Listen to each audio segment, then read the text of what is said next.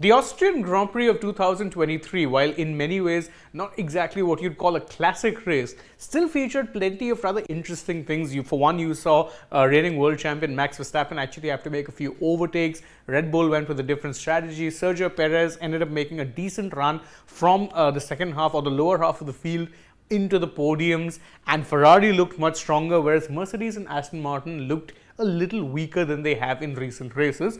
All of these actually make for some rather interesting subplots, but that's not the major focus of a lot of fans who actually had to watch that race. No, the main thing that a lot of them were concerned about, and the big talking point coming out of this race, was in fact track limits, or drivers being able to stray close to the limit of the track but unable to actually, let's say, stay within what is the defined limits.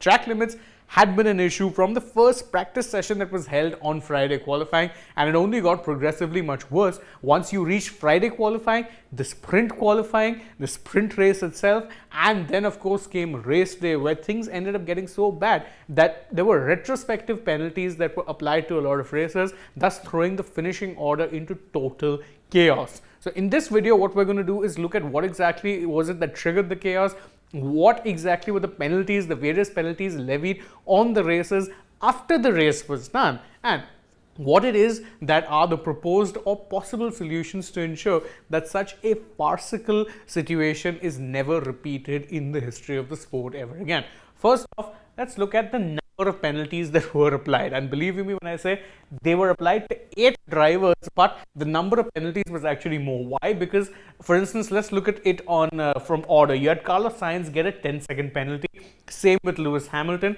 same with Pierre Gasly, and same with Alex Albon.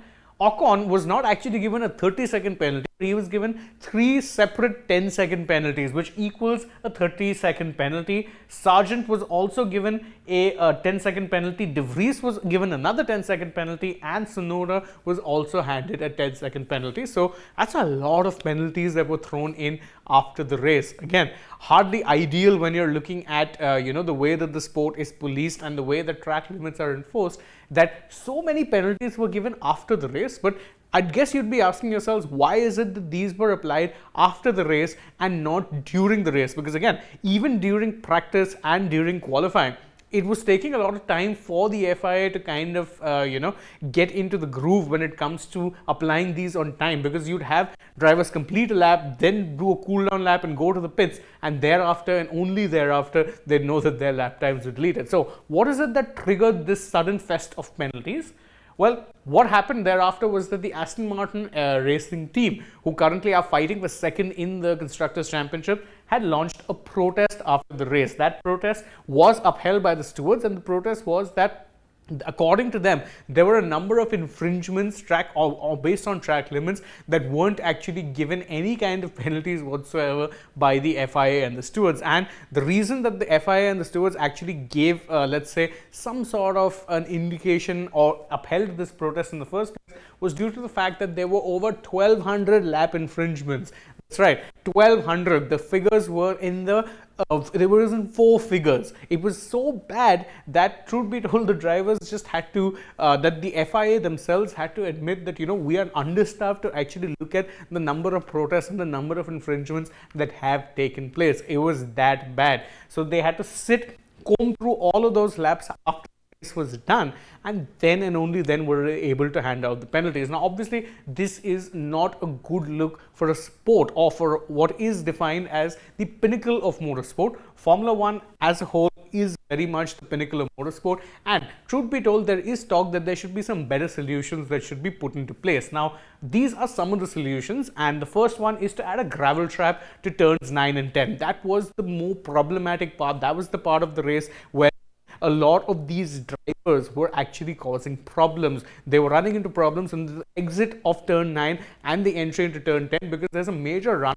area there, and more often than not, they were infringing track limits at that point of the track. Now, a gravel trap is probably the more likely, because even the FIA themselves have now recommended to the Red Bull Ring that they recommend that they should put a gravel trap over there to ensure the drivers aren't going over. What happens with the gravel traps is you're not able to get out of those easily, so more often than not drivers will tend to avoid them. The second is to add a grassy runoff area as opposed to the curb that's there right now, because the runoff area right now is so smooth that drivers don't actually mind taking to it. So you can add either grass or sausage curbs, which again drivers don't like going over as much because it makes the ride bumpy and it will make them lose track time.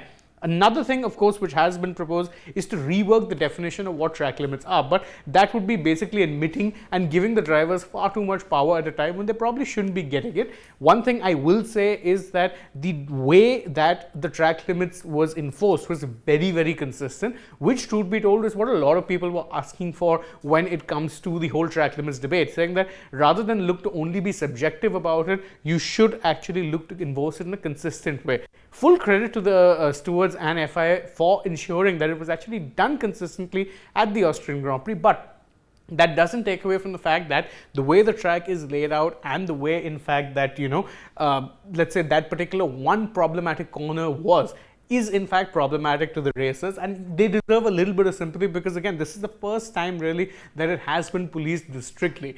Come next year, I suspect you won't be seeing it happen as badly, but this time around, well, as I said, there were a lot of infringements, and due to that happening, a lot of change in the classified finishing order after the race. Obviously, that's not something that you'd want to repeat of race after race, and one would hope that the recommendations that have been made are taken into consideration and added to the track sooner rather than later, so that to ensure that such a situation just doesn't happen again. We hope you enjoyed this video, and if you did, please don't forget to let us know by liking it, sharing it with your friends, subscribing to the channel and tapping that bell icon. Leave us a comment too. Also follow us across social media on Instagram, Twitter and Facebook. Don't forget to download the SportsTech app as well. You'll get all of this news at the tip of your fingers, and stay tuned to Sports Today as we bring you the latest from the world of sport. But for now, from my side, it's goodbye.